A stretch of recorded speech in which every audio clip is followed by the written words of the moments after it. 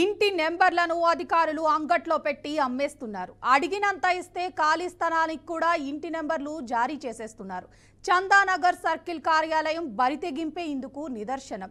మదీనాగూడలోని Shantinagar cooperative housing society లేఅవుట్లోని ఖాళీ స్థలాలకు circle ఉప కమిషనర్ మోహన్ రెడ్డి ఇటీవల 2 ఇంటి నెంబర్లు ఇచ్చేశారు. చట్టవిరుద్ధంగా జారీ చేసిన ఈ నెంబర్లు భూ ఆక్రమణకు దారితీశాయి. ఇంటి నెంబర్లు ఉన్నాయంటూ అక్రమదారులకు ఖాళీ స్థలంలో ఇళ్ల నిర్మాణానికి తెరలేపారు. స్థానికులు అప్రమత్తం కావడంతో కబ్జా ఆగినా అధికారులే భూ ఆక్రమణలకు ఊతమివ్వటం, కబ్జాదారులకు వెన్నుదన్నుగా నిలుస్తుండటం ఆందోళనకు గురిచేస్తుంది.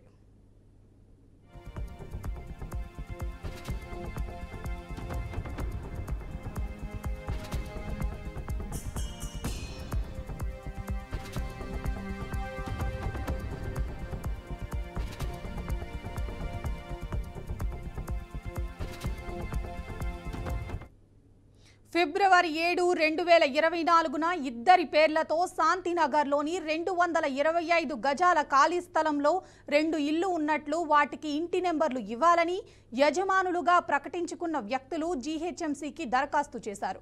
వారి కోరుకున్నట్లుగానే అధికారులు ఇంటి నెంబర్లు జారీ చేశారు. పైగా నిర్మాణ అనుమతి ఉన్నట్లుగా రికార్డులలో నమోదు చేసి ఆస్తి పన్నులో జరిమానా పడకుండా జాగ్రత్త తీసుకున్నారు. నిబంధనల ప్రకారం సబ్ రిజిస్టర్ కార్యాలయం జారీ చేసే సేల్ డీల్ లింక్ డాక్యుమెంట్ ఉన్న స్థలాలకే ఇంటి నెంబర్ ఇవ్వాలి. కట్టిన ఇంటికి అనుమతి పత్రం లేకపోతే 100% జరిమానా విధిస్తూ రెట్టింపు పన్ను వసూలు చేయాలి. సర్కిల్ ఉప కమిషనర్ ఇవేవి పట్టించుకోలేదు.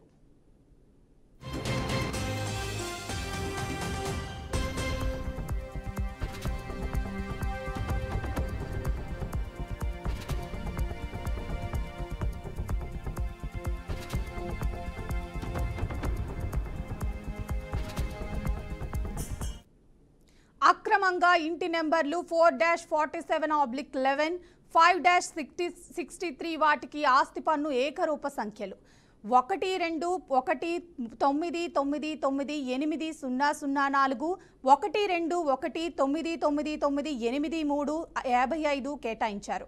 కింది స్థాయి సిబ్బంది ద్వారా భారీగా ముడుపులు తీసుకుని గుడ్డిగా దరఖాస్తులను ఆమోదించారని ఆరోపణలు వెల్లువెత్తుతున్నాయి. ఇంటి నెంబర్లు జారీ అయిన కొన్ని రోజులకే ఆరోపణలు ఎదుర్కొంటున్న వ్యక్తులు ఖాళీ స్థలంలో ఇళ్ల నిర్మాణం చేపట్టగా కాలనీ సంఘం జీహెచ్ఎంసీ సర్కిల్ ఉప కమిషనర్, జోనల్ కమిషనర్కు ఫిర్యాదు చేసింది. అనుమతి లేనిది బల్దియా సిబ్బంది నిర్మాణాలను తొలగించారు. జీహెచ్ఎంసీ చట్టంలోని 197 నుంచి 281 వరకు ఉన్న సెక్షన్లను ఉల్లంఘిస్తూ ఉప కమిషనర్ మోహన్ రెడ్డి తప్పు చేశారని జోనల్ కమిషనర్ తాకీదు ఇచ్చారు. విజిలెన్స్ విచారణలోనూ తప్పు జరిగినట్లు తేలింది. అంగట్లో ఇంటి నెంబర్లు కాసులిస్తే చాలు, ఇంటి నెంబర్లను అంగట్లో అమ్మేస్తున్న అధికారులు కాసులిస్తే చాలు ఖాళీ స్థలాలకు జారీ ఆక్రమణలకు ఊతమిచ్చిన ఉప commissioner.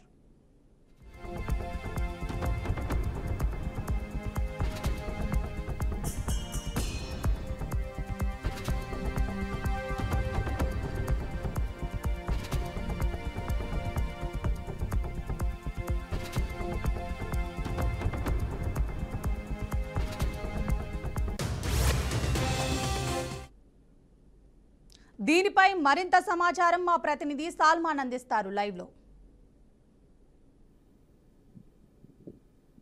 Greater Hyderabad municipal corporation పరిధిలో మాత్రం బరి తెగించి ఆ ఇంటి నెంబర్లు ఇస్తున్నారు.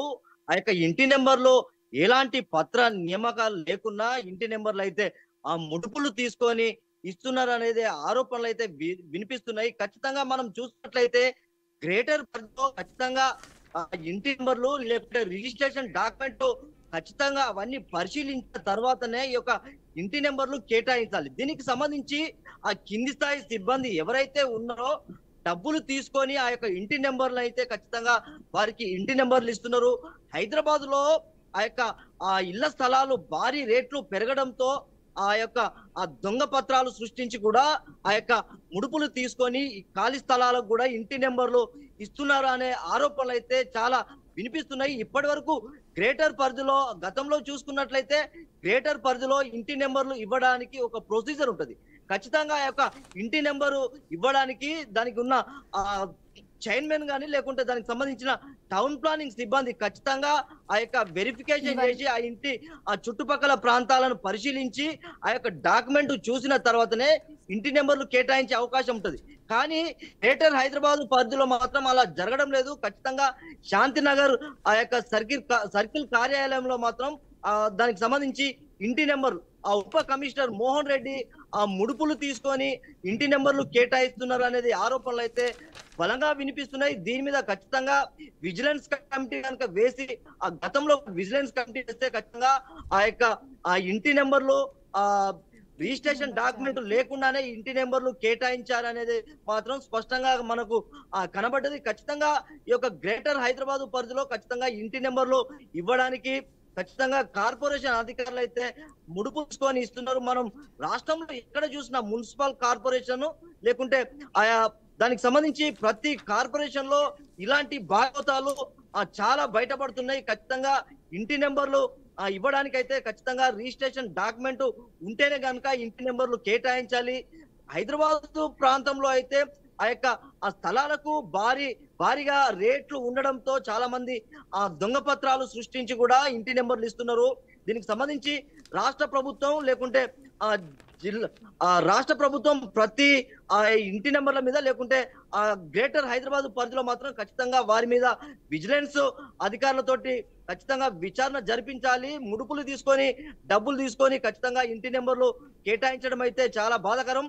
పేద ప్రజలను అయితే వారు ఖచ్చితంగా డబ్బులు వసూలు చేస్తున్నారు. దీనికి సంబంధించి డబ్బులు వసూలు చేయడంతో ఎవరైనా ఖచ్చితంగా ఒకవేళ ఫిర్యాదు చేస్తే ఆ ఇంటి నెంబర్లను క్యాన్సిల్ చేసే అవకాశం ఖచ్చితంగా కనబడుతుంది.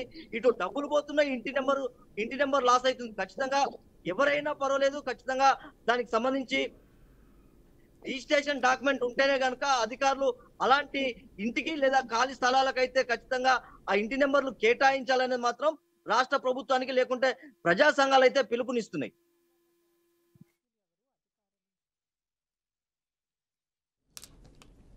సాల్మాన్,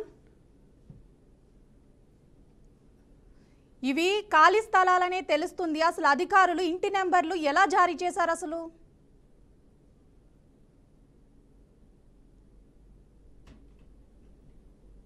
ఆ ఖాళీ స్థలాలకైతే దానికి సంబంధించి డాక్యుమెంట్ రిజిస్ట్రేషన్ డాక్యుమెంట్ ఉంటే ఖచ్చితంగా దానికి ఒక రూమ్ వేయాలి. ఖచ్చితంగా ఆ యొక్క రూమ్ కు ఇంటి నెంబరు కేటాయించడం జరుగుతుంది.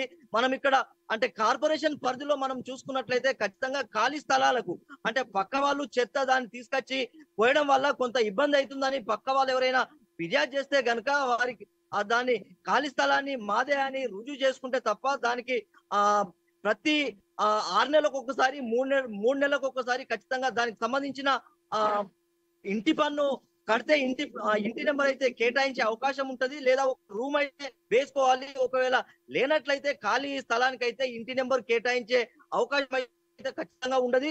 ఒకవేళ పక్క ఇల్లు చూపించి ఆ ఖాళీ స్థలానికి ఇంటి నెంబర్ తీసుకునే అవకాశం అయితే ఒకవేళ అధికారులు తప్పిదం చేసినట్లు మనకు స్పష్టంగా కనబడుతుంది.